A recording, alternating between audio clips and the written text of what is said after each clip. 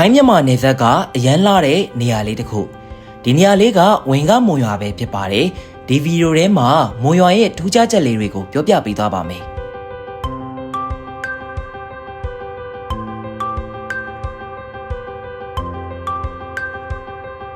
ဒီနေရာလေးကတော့ဘန်ကောက်ကနေ9နာရီလောက်ကားစီးရတဲ့စန်ခလာဘူရီခရိုင်မှာရှိတာဖြစ်ပါတယ်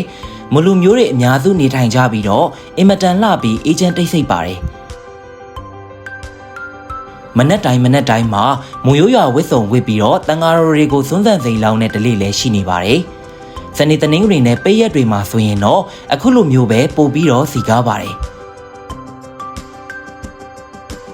ကျွန်တော်လည်းမွန်ရွာရောက်ဖြစ်တော့အမတ်တရလည်းဖြစ်အောင်ကုသိုလ်လည်းရအောင်မွန်ဝစ်စုံဝစ်ပြီးတော့မှစွန်းလောင်းခဲ့ပါသေးတယ်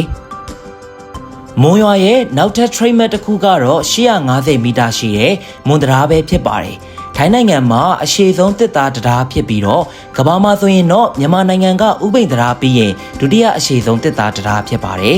1986-89ခုနှစ်လောက်မှာလမ်းပန်းဆက်သွယ်ရေးအတွက်ရည်ရွယ်ပြီးတော့ဆရာတော်ဦးဥဒ္ဓမရဲ့ဦးဆောင်မှုနဲ့အတူမွန်လုတ်သားတွေကဆောက်လုပ်ခဲ့တာဖြစ်ပါတယ်ဒါကြောင့်ထိုင်းလူမျိုးတွေနဲ့မွန်လူမျိုးတို့ရဲ့ချစ်ကြည်ရေးတရားလို့လည်းခေါ်ကြသလိုဆရာတော်ဦးဥဒ္ဓမအထိမ်းအမှတ်တရားလို့လည်းခေါ်ကြပါတယ်အခုလိုမျိုးမိုးဝစ်ဆောင်ဝစ်ပြီးတော့အမတ်တရဓာတ်ပုံရိုက်နေကြတဲ့ခီးသွားတွေနဲ့စီကားနေပါတယ်။တရားပေါ်မှာဆိုရင်ပန်းအိုးလေးတွေရွက်ထားတဲ့ကလေးလေးတွေကိုတွေ့ရမှာဖြစ်ပါတယ်။သူတို့တွေနဲ့အတူဓာတ်ပုံရိုက်ချင်တယ်ဆိုရင်တော့မုံဘိုးပေးပြီးတော့ဓာတ်ပုံရိုက်လို့ရပါတယ်။အင်မတန်လာတဲ့နေရာလေးတစ်ခုဖြစ်တာကြောင့်မရောက်ဘူးသေးတဲ့သူတွေအတွက်ရည်ရွယ်ပြီးတော့အခုဗီဒီယိုလေးကိုတင်ပေးလိုက်ပါတယ်ခင်ဗျာ။မွန်ရွာနဲ့ပတ်သက်ပြီးတော့နောက်ထပ်စိတ်ဝင်စားစရာကောင်းတာတွေကိုထပ်ပြီးတော့မှတင်ပေးသွားအောင်ပါမလို့ကျွန်တော်ရဲ့အကောင့်ကိုလည်း follow လုပ်ခဲ့ပေးဖို့မမေ့ပါနဲ့ဦးနော်အခုတွေ့နေရတဲ့ရေမြုပ်နေတဲ့အကြောင်းကဒီဓာတ်ပုံနေရာအကြောင်းပဲဖြစ်ပါတယ်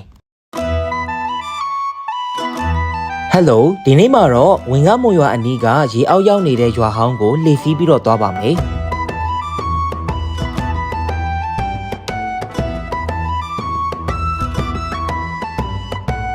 ဒီနေရာလေးကအခုချိန်မှာရေမြုပ်နေပေမဲ့အရင်တုန်းကလူတွေနေခဲ့တဲ့ရွာဟောင်းပဲဖြစ်ပါတယ်။ဒါကတော့မွန်ဆရာတော်တွေသတင်းသုံးခဲ့တဲ့ကျောင်းမှာဒီဆောင်ကတော့စွန်းစားဆောင်လို့သိရပြီးတော့ဟိုးမှာလှမ်းတွေးနေရတဲ့ကျောင်းကတော့တိမ်ကျောင်းလို့သိရပါတယ်။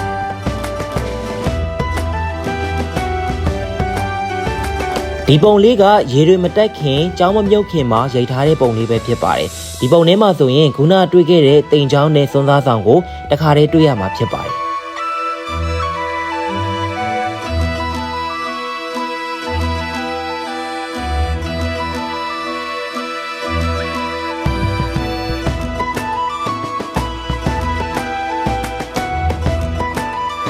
ဒီနေ့ဗီဒီယိုကတော့ဒီလောက်ပါပဲနောက်နေ့တွေမှာလည်းမွန်ရွာရဲ့ထူးခြားတဲ့နေရာလေးတွေကိုတင်ပေးသွားအောင်ပါမလို့ကျွန်တော်ရဲ့အကောင့်ကိုလည်း follow လုပ်ခဲ့ပေးဖို့မမေ့ပါနဲ့ခင်ဗျာ